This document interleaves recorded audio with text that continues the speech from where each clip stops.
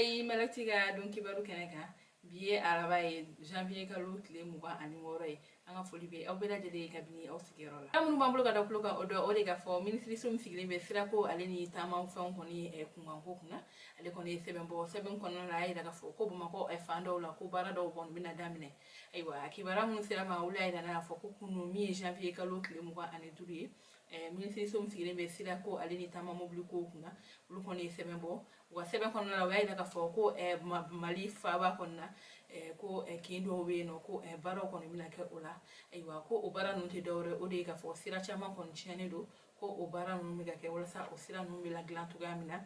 ko o baara ninnu senfɛ ko min ye circulation ye ko o kɔni n'a ɲagami dɔɔni dɔw kun na ni ma kɔfɔlen ninnu kɔni ye nin sɛbɛn bɔ k'a yira ka fɔ ko u bɛ Bamakɔ ka bɛɛ lajɛlen kɔni ladɔnniya nin baara ninnu na ko sabula a bɛna kɛ degun kunkurunin ye k'a lase u ma nin wagati in kɔni na nka a y'a yira ka fɔ fana k'ale kɔni bɛ bɛɛ wele mais ladilikan minnu fɔra nin wagati nin kɔnɔna na ko bɛɛ lajɛlen k'o bato walasa nin sira ninnu bɛ dilan walasa bɛɛ bɛ se ka lafiya taama sira kɔni kan cogoya min na Bamakɔ n'a lamini bɛɛ lajɛlen na kibaruya wɛrɛ min b'an bolo ka da kulo kan o de fɔ Union africaine olu kɔni ka lasigidenw b'an fɛ yan nɔ kabini janvier kalo tile 23 kɔnɔna la ayiwa a yirala ka fɔ min ye ni mako n'ale yɛrɛ tɔgɔ ye Musa Faki Mahama ale ye maa ye n'ale bɛ baara kɛ Union africaine kɔni na ko ale kɔni bɛ an fɛ yan nɔ k'ale kɔni bɛ kuma ɲɔgɔnya la ni an ka jamana kɔni ɲɛmɔgɔw kɔni ye ayiwa an b'a yirala ka fɔ ko nin kuma ɲɔgɔnya kɔni tɛ dɔwɛrɛ o de ye ka fɔ cɛmancɛ fanga kɔni kuncɛcogo ko u ka kuma ɲɔgɔnyaw kan ayiwa hakilina jiginna an b'a yirala ka fɔ kabini wagati jan nin kuma in kɔni bɛ sen na min ye CEDEAO ale kɔni ni Mali ka fɔngɔ ɲɔgɔnya ye fo o kɔnɔna la ni CEDEAO kɔni ye ɲangili kɔni kɛ Mali kan ko hali bi ni makofɔlen ye n'ale ye Musa Faki Mahama ale kɔni nana kuma Union africaine tɔgɔ la walasa u bɛ se ka kuma ɲɔgɔn kan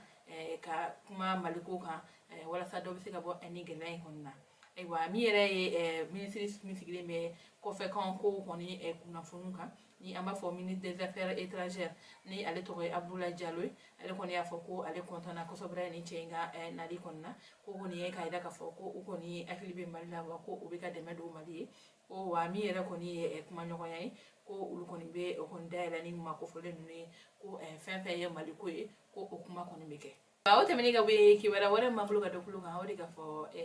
dumuni kɔni toni 180 ani min ye coronavirus vaccin kɔni ye o kɔni ba 4 kɔni ni kɔ ko o kɔni dɛmɛ bɔra Algérie yɔrɔ ka lase Mali kɔni ma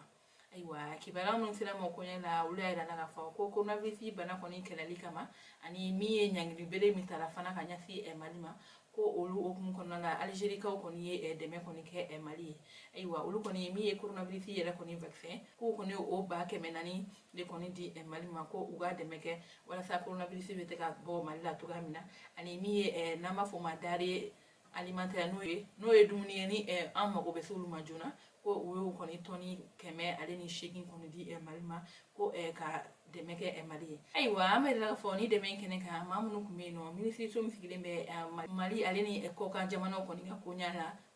o ministre kɔni ɲɛmaa tun bɛ yen nɔ mais ministre ni délégué don dɛmɛ ale ni kɛnɛya kɔni na o fana yɛrɛ tun bɛ nin kɛnɛ kan Algérie lasigiden min bɛ Mali la a yɛrɛ yɛrɛ k'a fɔ ko ni dɛmɛ in tɛ dɔwɛrɛ ye o de ye ka fɔ ɲangini jugu min taara ka ɲɛsin Mali ma ko olu kɔni nana ni dɛmɛ don Mali walasa u bɛ se ka bɔ o gɛlɛya la cogo min na ani ka dɛmɛ don walasa coronavirus banakisɛ kura min yɛrɛ bɔlen don sisan ni a bɛ fɔ o ma Omicron walasa u bɛ se ka bɔ Mali kɔnɔ cogoya min na ko olu ni Mali ye jamana kelen ye wa ko olu kɔni bɛ Mali kɔ ayiwa min yɛrɛ ye ministre min sigilen bɛ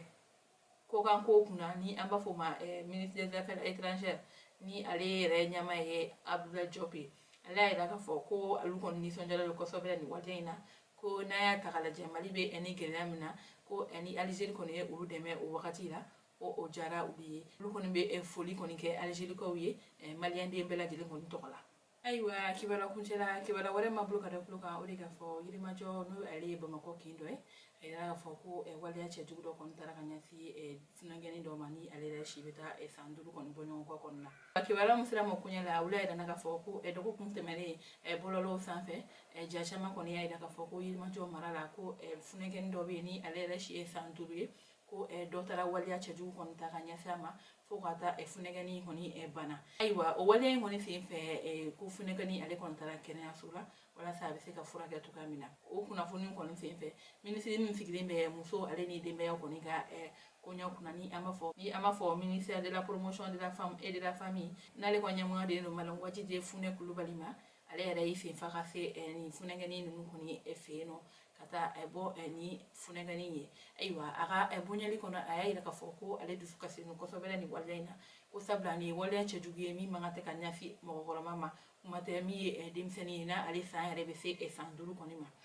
Ko o waleya kɔni fɛ ko olu bɛ dɛmɛ bɛɛ lajɛlen kɛ ni funɛgɛnin n'a somɔgɔ ye walasa funɛgɛnin bɛ se ka furakɛ cogoya min na ka a kɔlɔlɔ ninnu bɛɛ lajɛlen ban a la. Ayiwa o senfɛ a y'a yira k'a fɔ ko maa min kɛra sababu ye ka ni waleya cɛjugu kɛ ko o kɔni tɛna to tan ko sabula min yɛrɛ ye minisiri min sigilen bɛ lakana kunna ko olu kɔni kumara wa ko u ko ko u bɛ fɛɛrɛ bɛɛ lajɛlen kɛ walasa ni makofɔlen kɔni bɛ se ka minɛ cogoya min na ka a datugu. Ayiwa min yɛrɛ ye nin funɛgɛnin ye ko o de ka ko kɔni ka gɛlɛn olu ma ko u bɛ fɛɛrɛ bɛɛ lajɛlen kɛ walasa ale bɛ se ka furakɛ cogoya min na. Ayiwa a y'a yira k'a fɔ fana ko don n'a nata ko olu kɔni bɛna wuli ka sariya sigi sen kan walasa sariya min bɛ yen nɔ ni ale bɛ kiiri tigɛ maa minnu bɛ yen nɔ ni dankarila u ka adamadenya la n'i kɛra cɛ ye walima n'i kɛra muso ye walasa o sariyaw bɛ se ka voter Mali la cogoya min na dɔ bɛ se ka bɔ ni binganni jugu ninnu na ka se adamadenw. Ayiwa ko nin ko in kɔni tɛna bila ta ko sɛgɛsɛgɛliw kɔni bɛ sen na wa ko ale kɔni dalen b'a la ko nin makofɔlen min ye nin waleya cɛjugu kɔni kɛ ko a bɛna minɛ ni Ala sɔnna ma. Ayiwa an balimaw ni de kɔni tun ye an ka bi don kibaru ye ka da tulo kan aw ni ce aw ka kulomajɔ la aw k'an bɛn dun